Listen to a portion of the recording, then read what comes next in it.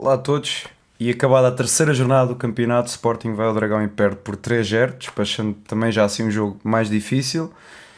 Num jogo que não se possa dizer que o Sporting tenha merecido muito mais que isto. O Porto foi superior, houve alguns lances de arbitragem, creio que a arbitragem podia ter sido melhor em muita coisa, nomeadamente, antes sequer de entrar na análise do jogo, é mais uma vez uma menção ao Pep, que passa a expressão, ou falta de melhor expressão, muitas vezes nesses jogos mostra um verdadeiro arruaceiro. Teve uma agressão ao Morita, nem sequer cartão levou. No ano passado também deu um soco ao Coates, nem sequer cartão levou.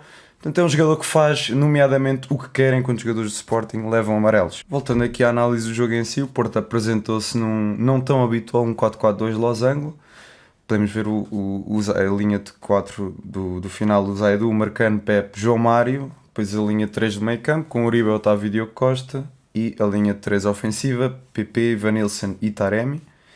Também temos do lado do Sporting uma formação mais móvel, uma formação sem ponta de lança, porque nitidamente o Sporting não tem um ponta de lança, ou seja, lesionou-se Paulinho e não existe nenhum argelino capaz de jogar, nenhum Islam Slimani. A falta que daria ter, por exemplo, um jogador desses que marcasse golos, mas vai-se lá saber por alguma embirrância, não joga. E o Sporting com isso sofreu bastantes dificuldades neste jogo, que foi bastante perceptível. Tentámos bastantes vezes pôr bolas nas costas do Porto. Estávamos um bocado reféns do estilo de jogo, porque não podíamos fazer um tipo de jogo aéreo. Tivemos um remate de cabeça o jogo inteiro e foi o Gonçalo Inácio, que foi uma excelente defesa de Diogo Costa. Vamos ver as linhas, mais ou menos, tiveram mais ou menos o mesmo sítio, tanto a defensiva como a ofensiva do Sporting como do Porto. Foi um jogo mais compactado a meio campo. Podemos ver aqui também pela posse que o Sporting teve bastante mais posse de bola, o que por si só não significa absolutamente nada, nomeadamente porque grande parte dos passes, como podemos ver, grande parte dos passes do Sporting, do lado do Sporting, teve muito mais passes para... Portanto, a target zone, se formos a ver a quantidade de passes que o Sporting tem a mais, sem algum nexo, que é, por exemplo, para o terço defensivo, para o meio terço, mas para o terço final do campo, é bastante próximo, aliás, é inferior aos números de passos que o Porto tem, enquanto que o Porto, por exemplo, não tem tantos passos para o meio campo defensivo, não tem tantos passos para o meio campo em si, mas tem mais para a parte, para o terço final do campo. Portanto, podemos ver que o Porto foi muito mais pragmático, foi muito mais eficaz, enquanto que o Sporting trocou muita bola atrás e, nomeadamente, livres, bolas paradas, onde não tínhamos tanto poderio ofensivo, e via-se claramente que o objetivo era puxar as linhas do Porto para cima, para tentarmos ir pela velocidade nas costas dos defesas do Porto, através seja do Edwards ou do Trincão. Portanto, o Porto, apesar de ter menos espaços, de ter conservado menos a posse de bola, criou muito mais oportunidades, como nós podemos ver, por exemplo, pelo XG, em que o Porto ganhou 3-0, mas o resultado esperado, posso assim dizer, é o 3.72 e para o Sporting 0.82. Isto significa mais ou menos que o resultado justo seria um 4-1, por exemplo. Eu acho que o Sporting merecia um golo, pelo menos. Cada penalti é praticamente uma oportunidade de golo, portanto pode ser que os dois penaltis foram dois golos oferecidos ao Porto. São sempre grandes oportunidades de gol. Do lado do Sporting, se calhar começo por realçar o mais negativo, que foi o Adam. Não fez nenhum frango, por assim dizer, no entanto saiu-se muito mal nas bolas, nomeadamente no primeiro lance, que saiu bastante tarde e, portanto, não conseguiu ganhar aquele contacto com o Taremi e, posteriormente, no penalti, onde faz o último golo, o terceiro golo do Porto, onde é um penalti totalmente desnecessário, porque o jogador do Porto afastou-se do Adam, estavam com uma direção a afastar-se de baliza e creio que foi um pouco desnecessário. Tivemos o Porro expulso no segundo golo, também não julgo, faria tal e qual, faria igual, ali no momento ele não sabia o que fazer, já não chegava com a cabeça, cortou com a mão, infelizmente o Sporting ficou reduzido a 1 e houve um penalti. No entanto, mais uma vez, volto a referir, mais uma vez, o Sporting, apesar de agora estar a jogar com menos um, o Porto já devia estar a jogar com menos um desde a primeira parte, devido a um jogador chamado Pep, que esquece de estar num jogo de futebol e não do UFC. Podemos ver mais uma vez, que é um detalhe curioso, que o Trincão recupera bastantes bolas ofensivamente, em comparação portanto, com o resto dos colegas, e apesar de não ter tão forte, não ter estado tão forte no drible nem na finalização, o remate que ele teve, eu creio que foi um remate de baixa qualidade, portanto, com base na oportunidade que ele teve, ele conseguiu reduzir um bocadinho, portanto, a oportunidade que seria de ser gol. Não foi um remate bom, foi um remate à baliza, foi um remate à figura, como se costuma dizer. E o Ugarte e Morita tiveram bem defensivamente, mas o Morita ofensivamente veio trazer muito pouco, recuperou bastantes bolas, mas não é o estilo de jogador que precisaríamos ali ofensivamente. Trincão neste jogo, ao contrário de anteriores, não teve tanto sucesso no drible. Eu continuo a achar que ele possa ser uma melhor hipótese na ala.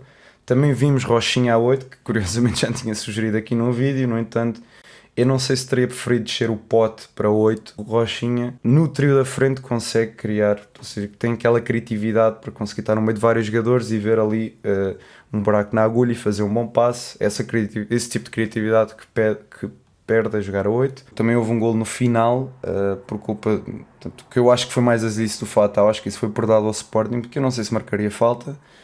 Tenho dúvidas, por exemplo, no lance do golo do Adam, no primeiro gol do Porto. Tenho dúvidas nesse lance, sobre quem chega primeiro, quando não chega, não dá para perceber bem, mas este aqui eu creio que foi um bocado perdoado ao Sporting. Acho que a arbitragem a todos os níveis foi péssima, a nível de cartões, houve muitos amarelos para o Sporting, para os jogadores de Sporting na primeira parte, não faziam sentido todo. Podemos ver que muito provavelmente esta foi a melhor oportunidade do Sporting, o Fatal. Foi já no final em que o Diogo Costa faz uma grande defesa na mancha e que ele tem uma oportunidade de marcar, portanto era de 0.34 e conseguiu transformar isso em 0.46. Foi um remate bom, por assim dizer. Temos, por exemplo, o Inácio, que também fez um remate bom, ou seja, a direção da bola poderia ter sido melhor, mas dada a proximidade e dada a força com que foi, era muito difícil defender. E neste caso o Diogo Costa fez um excelente jogo. Portanto, é mais a acumulação de várias oportunidades que o Sporting teve e o Diogo Costa foi seguro em todas. Aqui temos o remate do Trincão, que achámos que foi uma grande defesa, mas fomos a probabilidade daquela bola entrar, eram basicamente 6 em 100, era 0.06, não foi algo assim não foi uma oportunidade assim tão grande. Portanto, temos aqui a bola oposta do Morita também, temos aqui um remate do Pote, que também não foi de grande qualidade, passou de 0.13 para 0.06, eu diria que o melhor foi mesmo aqui do Fatal, a melhor oportunidade, e que se calhar era esta oportunidade que deveria ter sido gol, que merecia gol para o Sporting. Do lado do Porto, vamos ver aqui o penalti, portanto o 0.79 transformou em 0.85, e temos aqui também o gol do Evanilson, que também era uma probabilidade de 0.90, marcou 0.88, tinha a baliza aberta na verdade. Podemos ver que no geral o Porto conseguiu criar oportunidades de bastante melhor qualidade. Ontem tivemos um resultado pesado, saímos tristes do Dragão,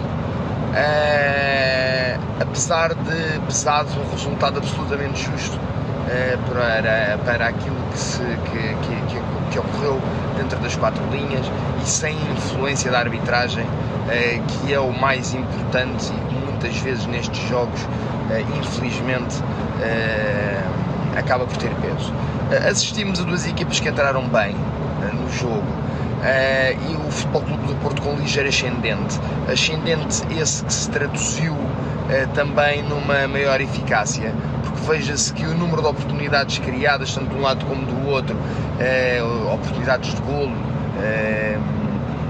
será muito semelhante. O Sporting poderia inclusivamente na primeira parte ter resolvido o jogo, infelizmente não teve a sorte do seu lado, ao invés do Futebol Clube do Porto, que de facto teve a sorte do jogo do seu lado, teve a eficácia e teve um Diogo Costa francamente inspirado, numa noite em que foi fundamental para entregar os 3 pontos ao Futebol Clube do Porto, assim como nós, Sporting, já tivemos noites em que o Adam foi fundamental para que conquistássemos os 3 pontos.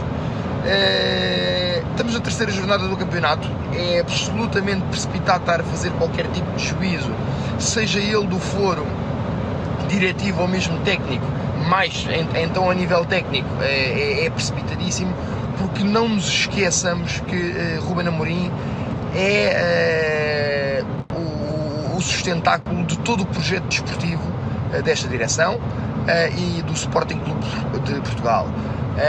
Portanto, estar a pôr em causa o trabalho de alguém que já nos demonstrou ter a capacidade, a sabedoria de gerir a equipa do Sporting Clube Portugal, de gerir as adversidades com que a equipa do Sporting Clube Portugal se vê face, de fazer com que a nossa equipa alcance os objetivos. Se há pessoa que é capaz de fazer isso, é Ruben Amorim. Estarmos a pôr em causa o seu trabalho, a sua capacidade, à terceira jornada do campeonato, parece-me absolutamente precipitado. Para quem esteve no Dragão, como foi o meu caso, teve a oportunidade de assistir a um apoio incondicional dos sportinguistas na bancada, do primeiro ao último minuto, um apoio que nunca faltou, apesar do resultado, e é isto que é o Sporting Clube Portugal, e é este apoio, esta forma de apoiar que nos faz ser diferentes, que nos faz ter um ADN diferente dos demais e que nos permite ter a garra, a força e a ambição de, mesmo nos maus momentos, estarmos ao lado da nossa equipa, como é o nosso dever, até ao fim, independentemente do treinador, do presidente. Não há nada nem ninguém que esteja acima do Sporting de Portugal. Até para a semana. Eu creio honestamente que foi um resultado justo. No máximo o Sporting merecia marcar um golo. Tenho aqui algumas dúvidas portanto, tem 2 golos do Porto, lá está, que o primeiro que eu não sei se era falta sobre Adam, e o quarto que eu acho que não era falta sobre Fatal. Em geral foi resultado justo. Tenho pena aquele lance do Porro, porque foi a partir daí que o Sporting foi definitivamente abaixo e o jogo acabou com -1. Foi este o jogo, acho que está um jogo já mais difícil, já está despachado. Acho que Adam, na minha opinião, foi o pior do lado do Sporting. Esteve muito mal, não foi por fazer frangos ou por não defender bem, saiu-se muito mal às bolas e terá de melhorar este aspecto. É um jogo difícil, não se podia cometer qualquer tipo de erros. No entanto, estamos à terceira jornada e já fomos a Braga, já fomos ao Dragão, falta irmos à Luz. E a segunda volta, onde é mais importante pontuar, beneficiamos de uma vantagem porque vamos receber todas estas equipas em casa. Portanto, esta vantagem aqui no início não significa nada, este jogo não significa nada, podemos ter levado 6-0, foram 3 pontos, não interessa, um jogo difícil, que não sabemos como é que as outras equipas vão comportar. Ainda ninguém vai jogar ao Dragão, dos grandes, ainda ninguém vai jogar a Braga, e aí sim veremos o resultado da coisa. O Benfica o ano passado também começou muito bem, com um monte de jogos fáceis, que não acho que seja o caso este ano, porque o Benfica acho que está muito forte este ano com o meu treinador e uma boa equipa. No entanto, também começou com bastante jogos fáceis e posteriormente foi-se abaixo, enquanto que o Sporting começou logo com jogos de mais difícil categoria, que eu acredito que seja a mesma situação. Não acredito que a equipa se vá abaixo por isto. E pronto, foi esta a minha análise aqui do jogo. Não há grande coisa a comentar aqui. Falta-nos claramente um avançado, falta-nos claramente um médio mais ofensivo, que leve o jogo para a frente, crie jogo, e não temos no plantel essas soluções. Portanto, digam o que é que vocês acharam, deixem o comentário, gostem, partilhem, subscrevam, já sabem, e até à próxima.